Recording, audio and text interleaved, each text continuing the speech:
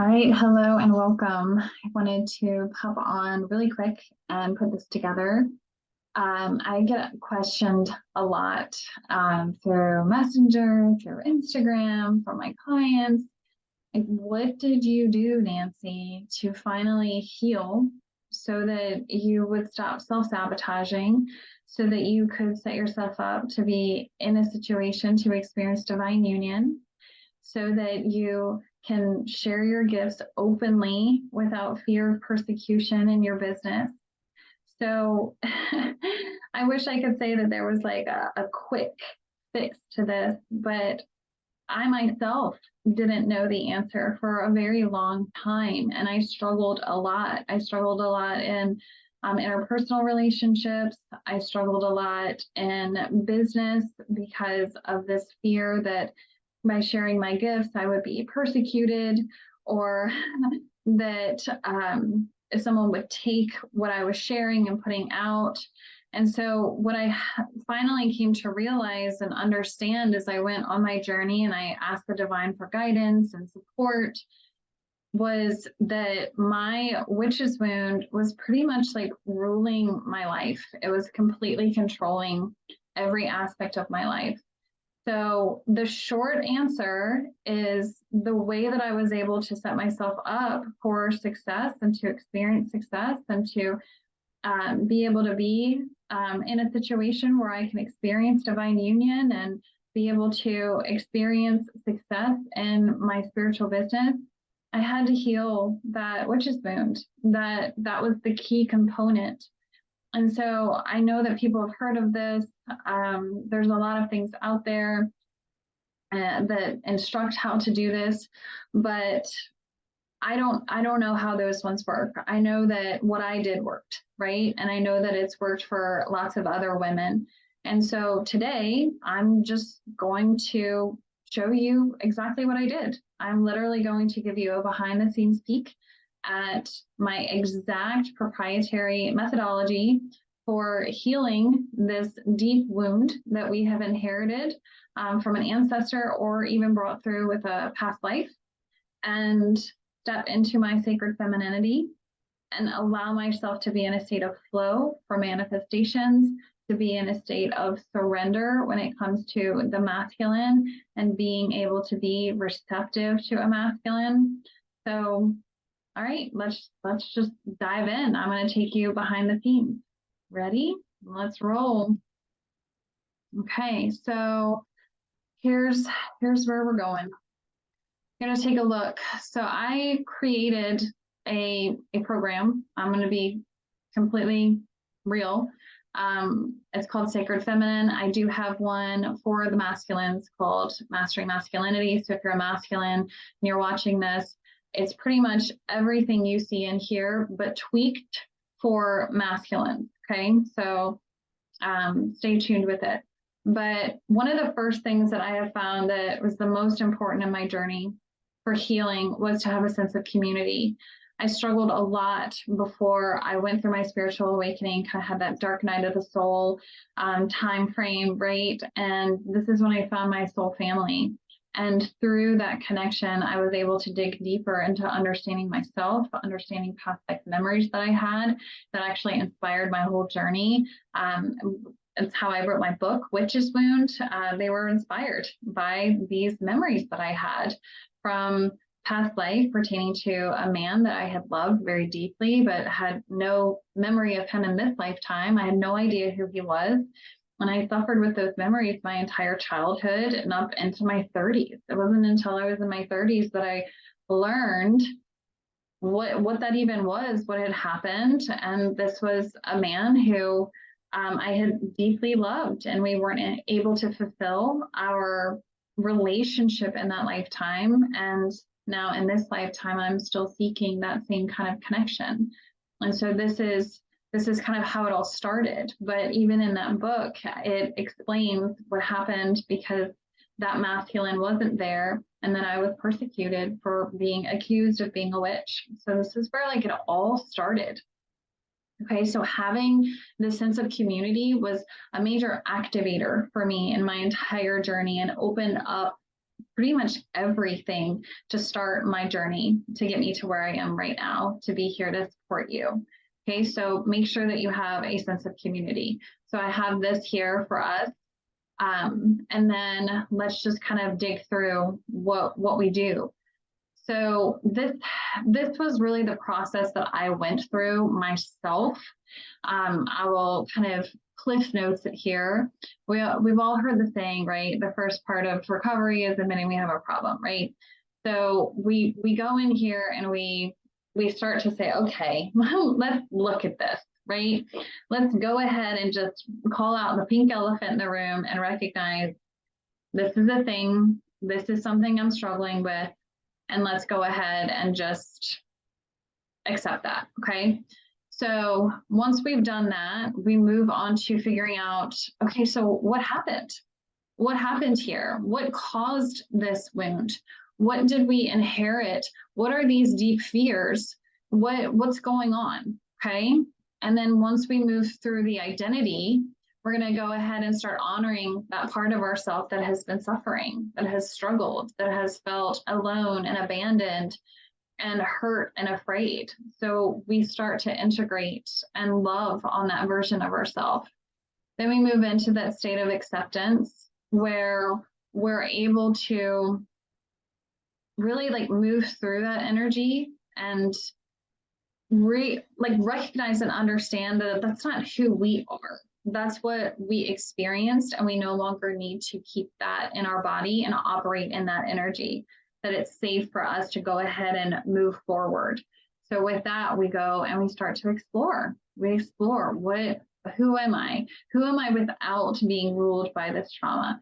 Who am I without being led by this wound and constantly operating unconsciously in this wounded energy? Who is this new version of me? So once we discover who that is, we move into empowerment. So we want to grow and develop that version of ourselves. This is where we're stepping into our sacred feminine energy, our divine masculine energy. This is where this all begins. And then we express that. We really hone in on what that looks like, who we want to be in that space. And moving forward in our life, how do we make sure that we stay aligned with that version of ourselves and start operating from that energy all the time, right?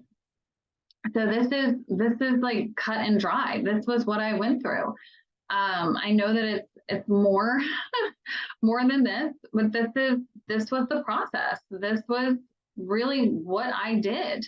Now I'll go one step further and I'll even give you even more like background information and let you kind of get a deeper feel for what happened back here. But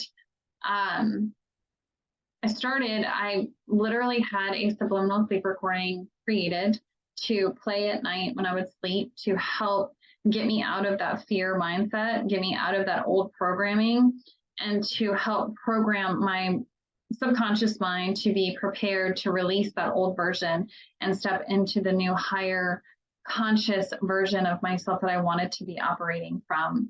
So we go through kind of like what we do. We have assignments. We learn about the witch's moon archetypes, and then we get our archetype assignment.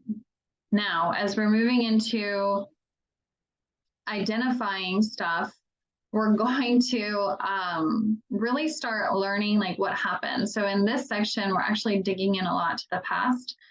We have a guided meditation to meet our wounded witch. We also have included in here, there's a past life regression recording to take you back to really get to know what happened. That is optional. Some people don't really want to dig in that deep, but for those overachievers, that is available to you as well. So we also go into learning what was the childhood event that activated this wound that has brought it to the forefront, and we start learning more about that and comfort and heal our inner child.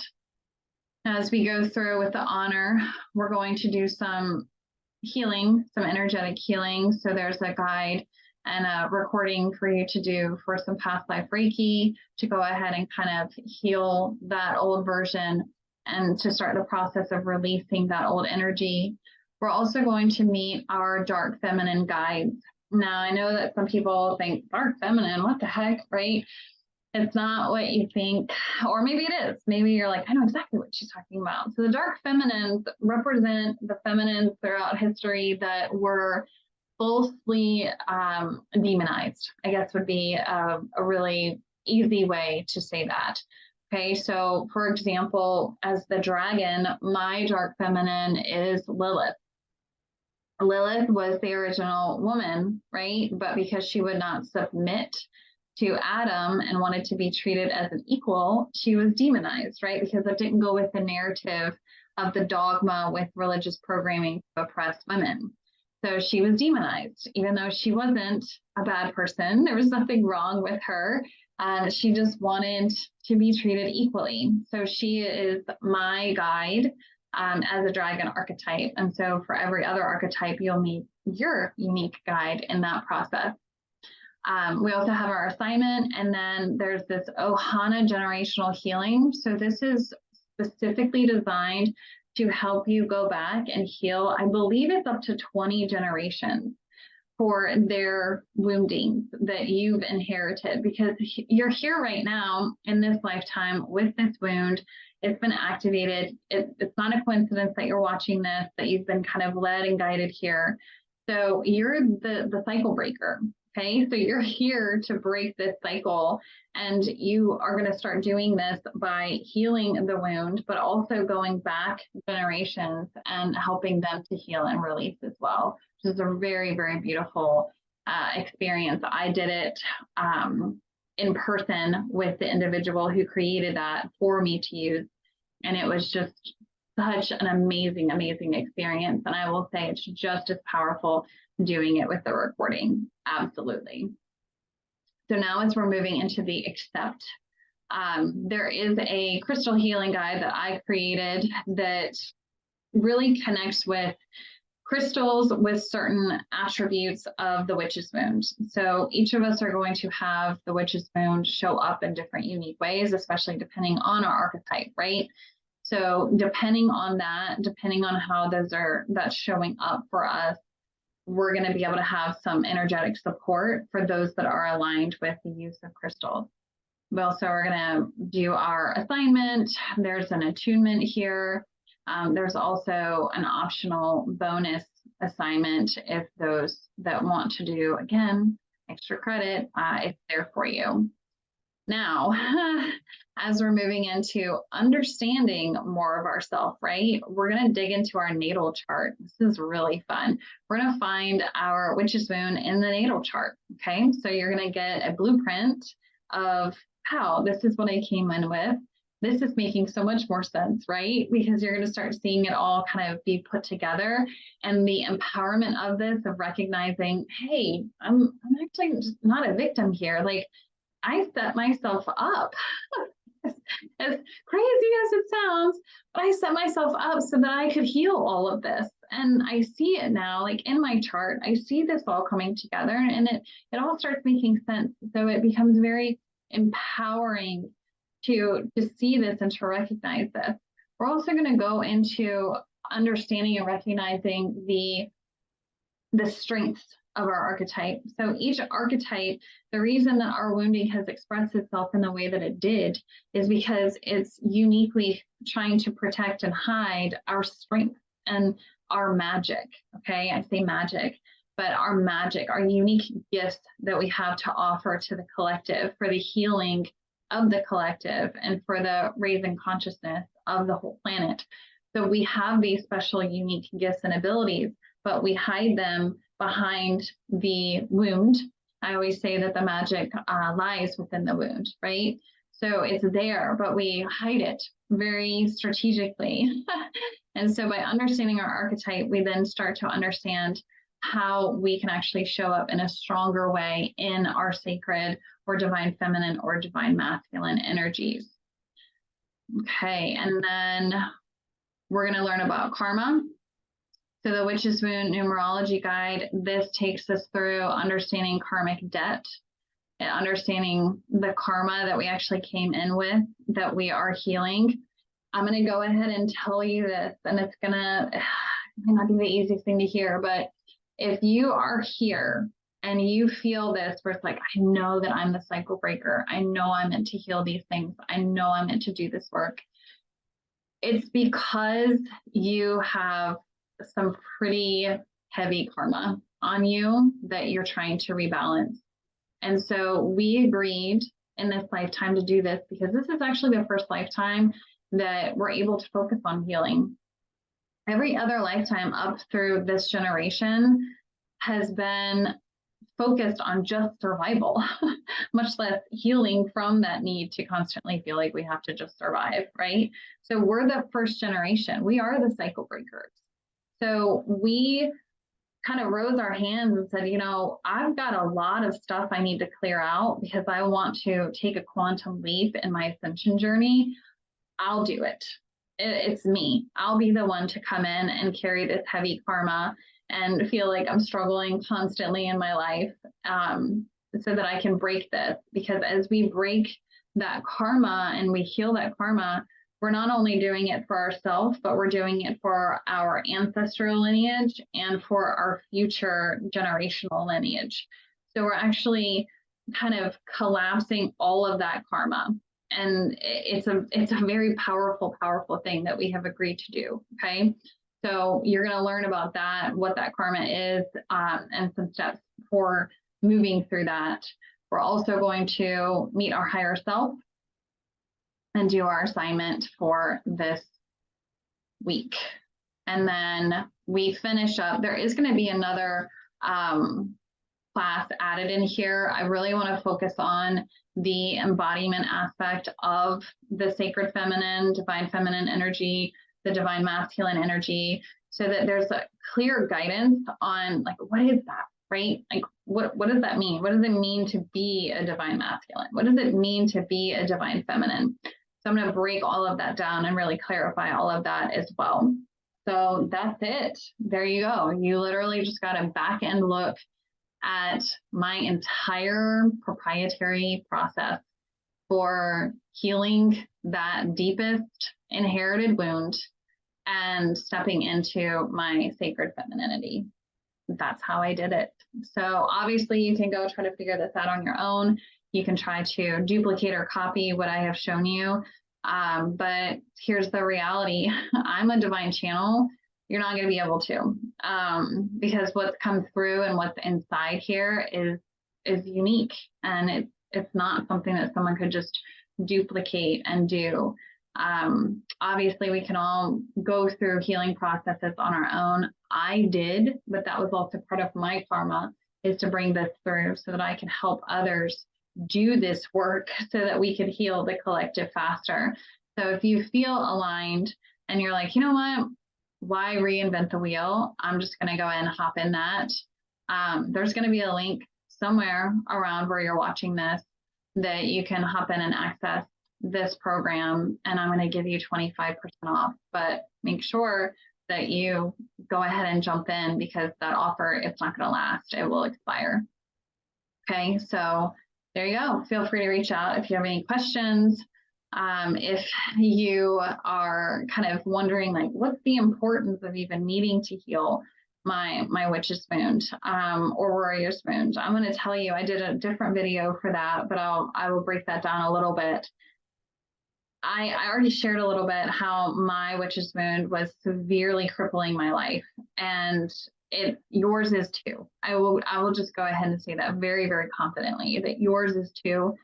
If you are a possum archetype, I guarantee you that you struggle with procrastination, that you struggle with making moves in your business, in your life in general, making decisions, feeling confident in those decisions, and it's really severely holding you back and holding you down. You've got that over-analysis paralysis, and it's really severely preventing you from being able to achieve the success that you are meant to have. It's probably also affecting you in relationships, because you're not able to feel confident and comfortable making decisions. So you tend to find partners that are emotionally abusive and controlling. just like for other archetypes, okay, I can go on and on, but I'm going to go ahead and cut this short and go ahead and end this here. But it's affecting every aspect. So doing this work to heal that is going to severely and utterly transform your life for the better. Okay, let me know if you have questions, and I will see you guys soon. Thank you for joining and watching. Bye.